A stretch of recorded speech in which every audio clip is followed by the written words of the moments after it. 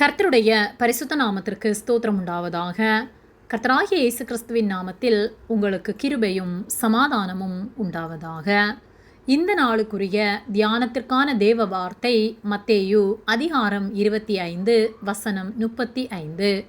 பசியாயிருந்தேன், எனக்கு போஜனம் கொடுத்தீர்கள். தாகமாயிருந்தேன், என் தாகத்தை தீர்த்தீர்கள்.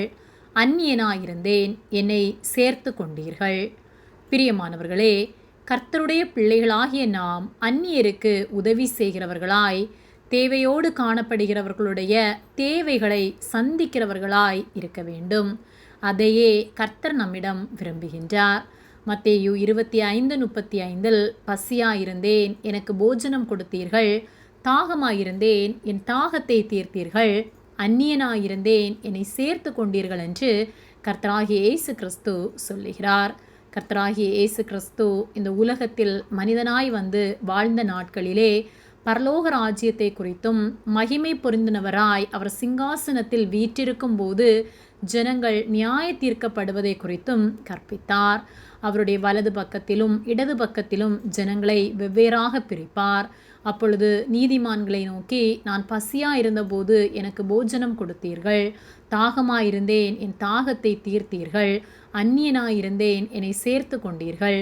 வஸ்திரம் இல்லாதிருந்தேன், எனக்கு வஸ்திரம் கொடுத்தீர்கள் என்று இப்படியாக சொல்லும்போது நீதிமான்கள் அவரை நோக்கி, ஆண்டவரே, நாங்கள் எப்பொழுது உம்மை தாகமுள்ளவராக கண்டு தண்ணீர் கொடுத்தோம், எப்பொழுது பசியுள்ளவராக கண்டு போஜனம் கொடுத்தோம் என்று கேட்டபோது, இந்த சிறியரில் இவர்களுக்கு நீங்கள் எதை செய்தீர்களோ அதை எனக்கே செய்தீர்கள் என்று கர்த்தராகிய இயேசு கிறிஸ்து சொல்லுகிறார்.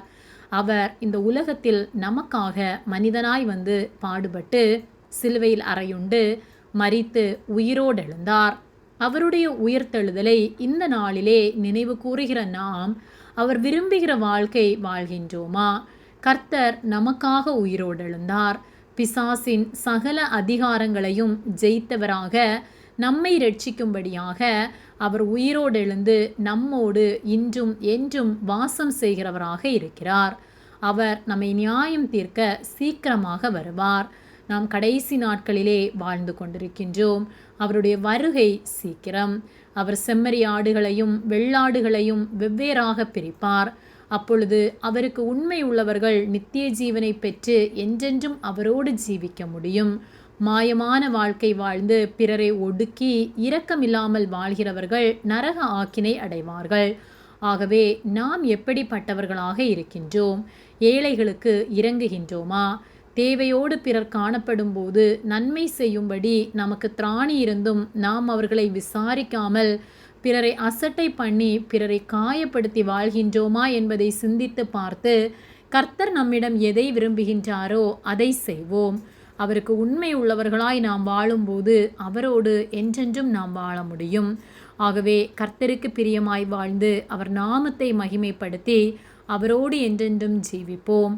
கர்த்தர் நம் ஒவ்வொருவரையும் ஆசீர்வதிப்பார். ஆமேன். ஜெபம்.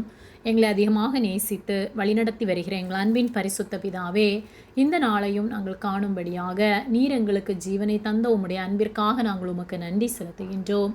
நாங்கள் தியானித்த வார்த்தையின்படியே ஒவ்வொரு நாளும் நாங்கள் உமக்கு உண்மை உள்ளவர்களாய் வாழ, உம்முடைய வார்த்தைகளுக்கு கீழ்ப்படிந்து ஏழைகளுக்கு இறங்குகிறவர்களாய் நன்மை செய்கிறவர்களாய் வாழ எங்களுக்கு உதவி செய்யும்படியாய் ஜெபிக்கின்றோம்.